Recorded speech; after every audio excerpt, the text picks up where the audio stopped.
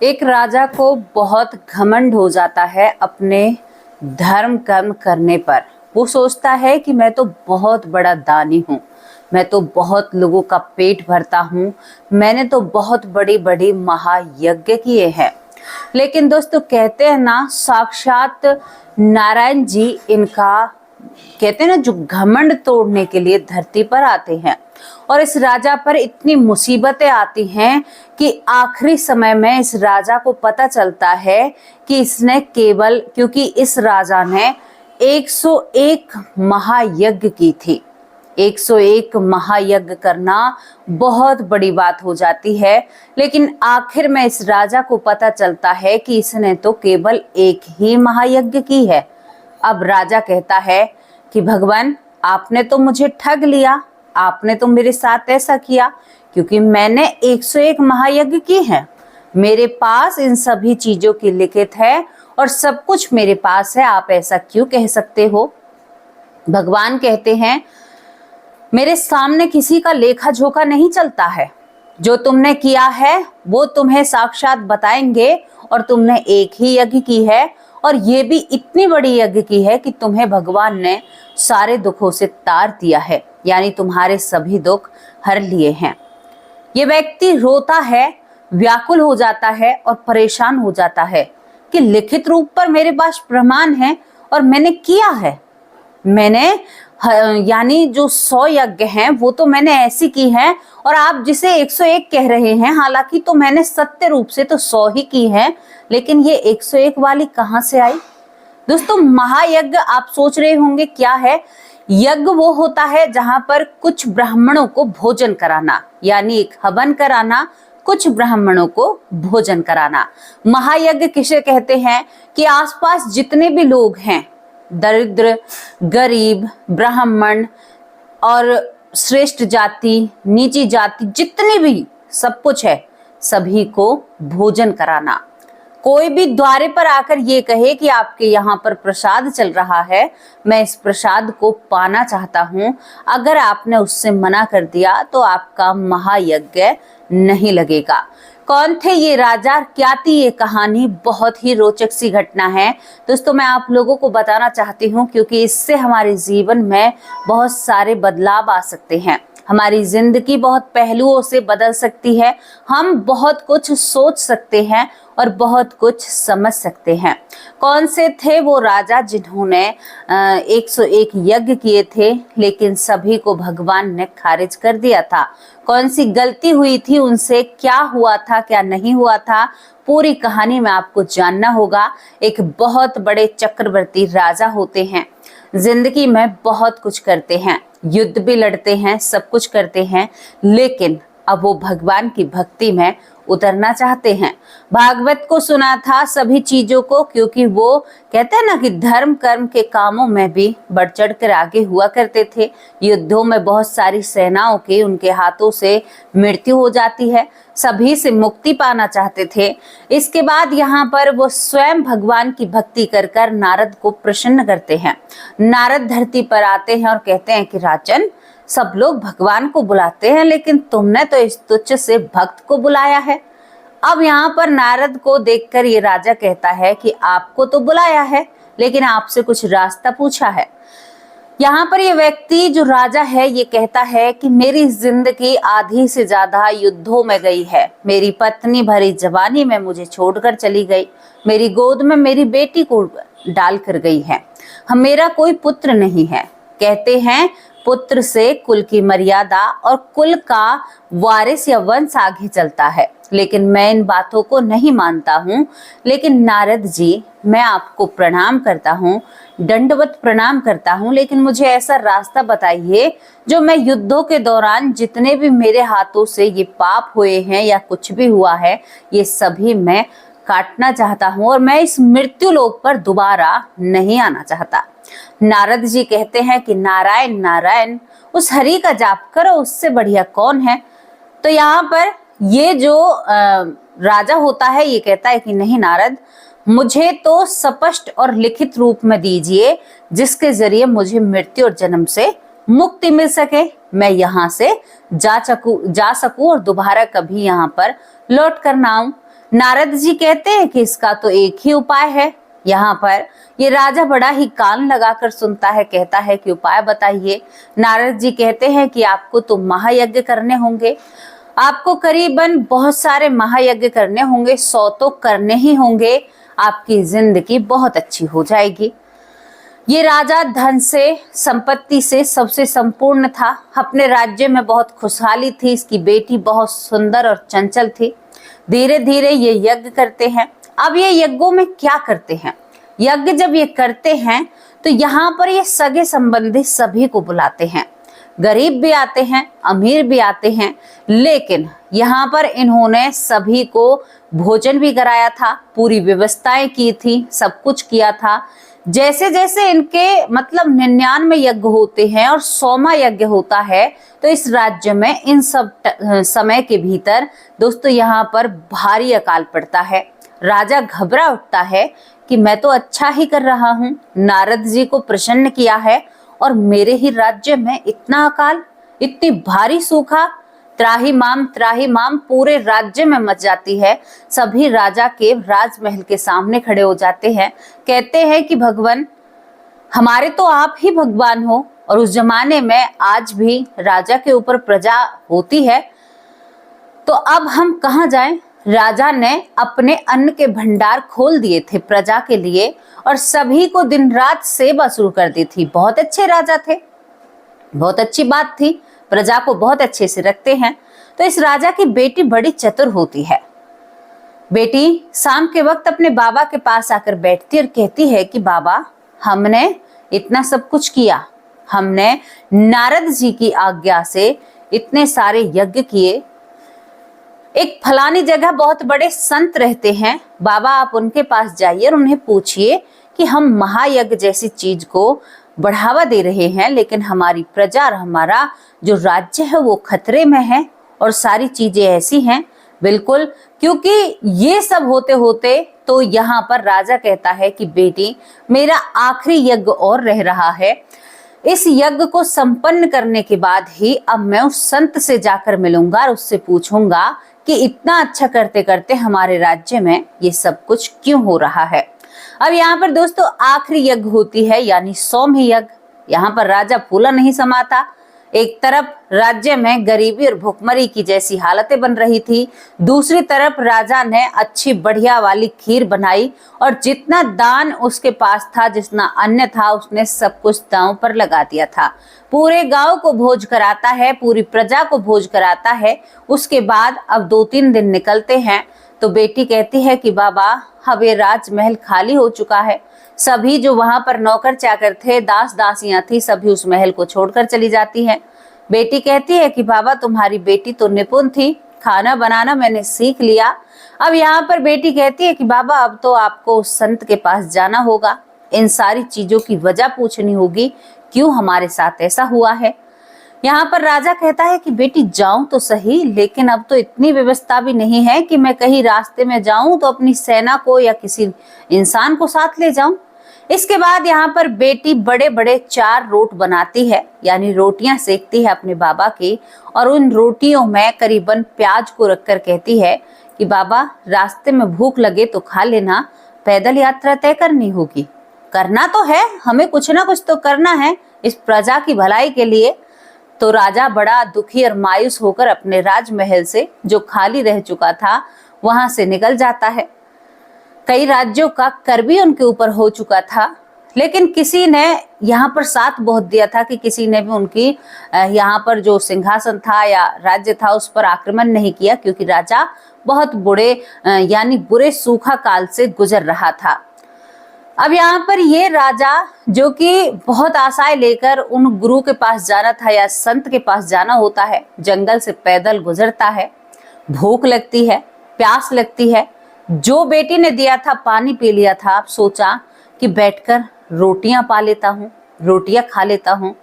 राजा जो ही अपनी पोटली को बैठकर जंगल में खोलते हैं, जो ही वहां पर एक ऐसी कुतिया आती है दोस्तों, यहाँ पर एक बहुत ही बहुत भूखी प्यासी सी लग रही थी, उसका पेट बिल्कुल ऐसे दुबला हो रहा था। ये राजा सोचता है कि ये इतने घने जंगल में क्या कर रही है, इसको क्या परेशानी है। तो वो अपनी पूंछ को हिलाए। अब राजा ने जो ही एक टूक तोड़कर अपने मुंह में डाला भी नहीं था, तो ही वो कुतिया जोर जोर से पूंछ हिलाकर उसके पास बैठ जाती है। वो कुतिया ने शायद बच्चों को जन्म दिया था।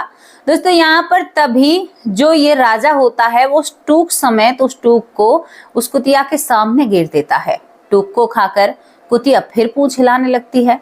राजा ने जिस टूक से जो रोटी थी जिससे टूक तोड़ा था, उस टूक को ही उस पूरी रोटी को ही उस कुतिया के सामने गिर देता है। कुतिया ऐसे खा रही थी कि मानो कितने दिनों की भूखी हो। यहाँ पर वो एक रोटी को खाकर फिर राजा के सामने अपनी पूंछ हिलाने लगती। और मैंने आपको बताया राजा बहुत धर्म कर्म करने वाले थे। इसी तरह से राजा दूसरी रोटी को उस कुतिया को डाल देते हैं। तभी देखते हैं कि ये रोटी को लेकर कहाँ जा रही है। वो देखते हैं कि ये तो मतलब कई बच्चों को इसने अभी जन्म दिया है, भूखी आत्मा है इसकी। राजा पूरी 4 रोटियों को उस कुतिया को ही खिला देते हैं। उस प्याज को उस जंगल में रखकर और सूखा पानी पीकर वहां से उठकर चल देते हैं। कहते हैं कि शायद आज मेरे नसीब में खाना नहीं था। 2 दिन तक राजा भूखा रास्ता तय करते हैं, यानी भूखा सफर तय करते हैं। इसके बाद क्या होता है, इसके बाद मैं आपको बताऊं। इसके बाद राजा उस संत के पास पहुंचते हैं। संत के पास जाते हैं और बड़ी जोर से भूख और प्यास लगी हुई थी। संत दूर से ही देखकर राजा को मुस्कुरा देते हैं। राजा के लिए भोजन की व्यवस्था कराई जाती है और राजा को पीने योग्य जल दिया जाता है। राजा पीकर उसकी आत्मा बड़ी तृप्त होती है। संत हंसने लगता है कि राजन लगता है बहुत भूखे थे, घर से खाने की व्यवस्था लेकर नहीं चले हो। यहाँ पर संत को देखकर लग रहा था कि इन्हें राजा की पूरे हालात पता हैं। राजा की आंखों में आंसू होते हैं और कहता है कि भगवान आपको क्या बताऊं, मेरी जिंदगी उस कदर से उलझी हुई है जैसे कोई सूत कतने वाला सूत उलझा देता है ना वस्त्र बनाते वक्त। इस कदर से मेरी जिंदगी उलझी हुई है जैसे सूत के गट्टे उलझ जाते हैं। समझ नहीं आ रहा कैसे सुलझाऊं। प्राण भी नहीं त्याग सकता, प्रजा मेरे ऊपर है, मुझ पर विश्वास दिखाती है। छोड़कर भी पीठ नहीं दिखा सकता, बेटी की शादी बाकी है। धेला एक पास में नहीं रहा है, सोने को तो तरसी मेरी अखियां, पास में अनाज भी नहीं रहा है। संत कहते हैं कि राजन भली भूत समझ चुका हूं। यहाँ पर संत धूने से एक मुट्ठी भरते हैं और इस राजा से कहते हैं कि झोली करो आगे। राजा जब अपनी झोली करते हैं और जैसे ही संत उस राख की मुट्ठी को राजा की झोली में डालते हैं, तो वो मुट्ठी उस झोली में जाते ही सोने के गेहूं बन जाती है। राजा कहते हैं कि आप तो बड़े ज्ञानी हो, आप तो बड़े दानी हो, आप पर तो कुछ माया है। संत हंसने लगते हैं। अब राजा के मन में बहुत सारे सवाल कि भगवान हमें इतनी पीड़ा क्यों, हम इतना अच्छा कर रहे हैं, हमारे मन में होता है ना। तो यहाँ पर संत कहते हैं कि राजा ना ही पूछो तो ही अच्छा है। अब राजा जिद पर आ जाता है कि भगवान मैं बहुत सारी समस्या आपके पास लेकर आया, मुझे इस प्रश्न के साथ उल्टा मत भेजिए। मैंने इतना अच्छा किया फिर भी मेरे साथ ऐसा क्यों हुआ, मेरी प्रजा इतनी दुखी क्यों हुई, मेरी प्रजा इतनी भूखी क्यों रही, मैं तो जानूंगा इन बातों को। जब ये बात वो संत सुनते हैं तो वो अपनी आंख बंद करके ध्यान मुद्रा में बैठते हैं। राजा से थोड़ी देर बाद आंख खोलकर कहते हैं कि तुमने 101 महायज्ञ किए। राजा कहता है कि हे भगवान, हे संत, आपसे गलती हुई है, मैंने 100 महायज्ञ किए हैं। यहाँ पर संत कहते हैं कि नहीं, मैं तो गलत नहीं कह सकता। संत फिर दोबारा अपनी आंखें बंद करते हैं और फिर कहते हैं कि नहीं, 101 महायज्ञ किए हैं लेकिन सफल एक हुआ है, बस एक, जो सबसे आखिरी वाला था, यानी 100 से अलग जो एक था। अब राजा बड़ा व्याकुल और परेशान, हे भगवान आपने तो मुझे फिर चिंता में डाल दिया। मैंने तो केवल 100 महायज्ञ किए हैं और उनमें से भी एक ही सफल हुआ है। अब मुझे कृपया बताइए कि मेरे हवन फेल कैसे हुए, मतलब काम क्यों नहीं किया।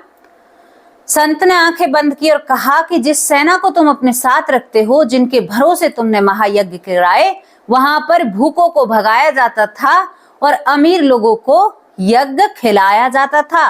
यानी भोजन कराया जाता था। तुम्हारे सगे संबंधी, तुम्हारे रिश्तेदार और भूखे टूके जो लोग हुआ करते थे उन्हें द्वार से ही भगा दिया जाता था कि भाई तुम्हारे लिए यहाँ पर कोई काम नहीं है।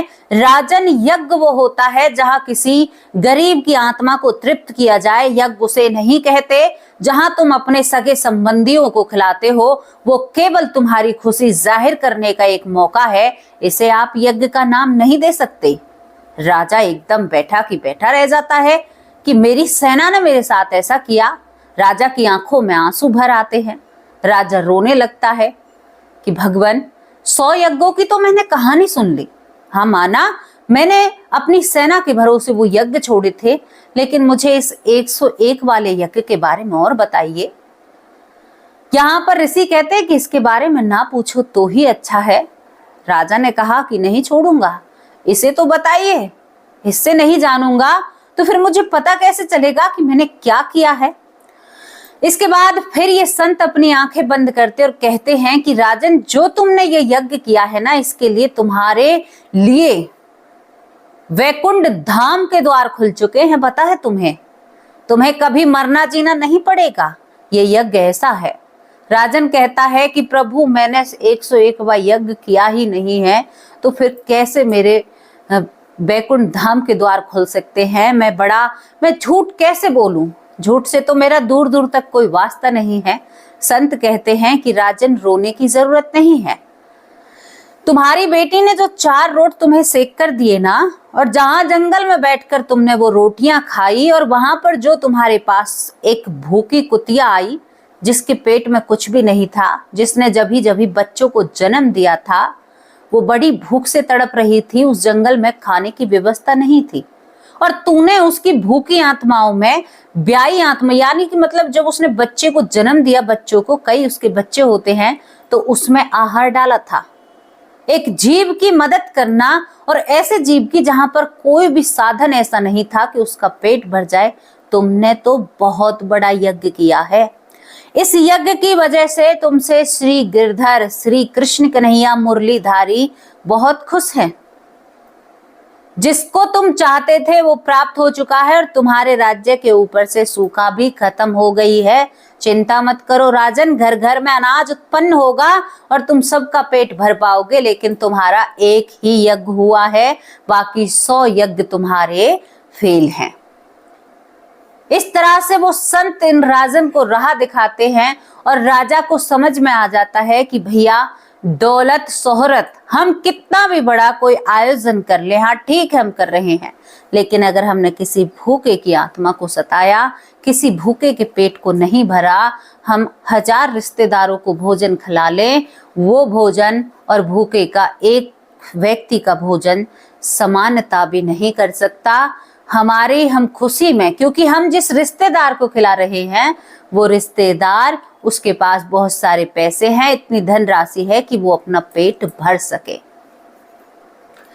एक ऐसा जीव, एक ऐसी आत्मा, एक ऐसा पशु जो बिल्कुल निराधार है, वो आपके ऊपर आधारित है, वो जनता के ऊपर आधारित है, वो लोगों के ऊपर आधारित है। हाँ, वो कोशिश करेगा इधर उधर से।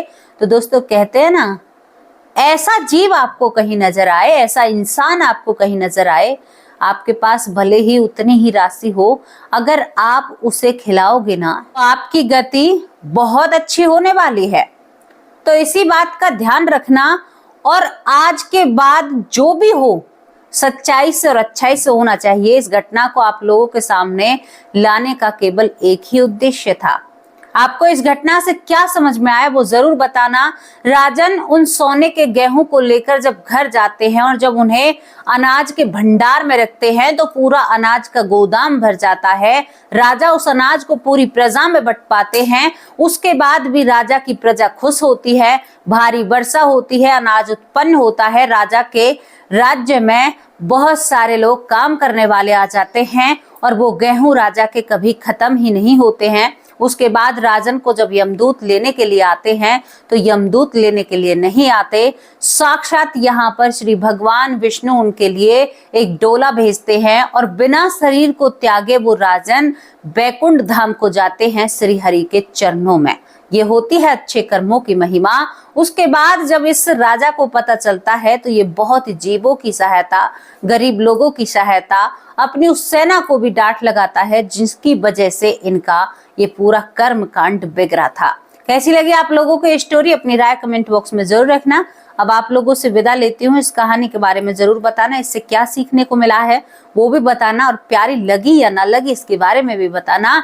शाम को हाजिर होंगे आप सभी लोगों के नाम के साथ। तब तक के लिए नमस्कार, जय हिंद, जय भारत।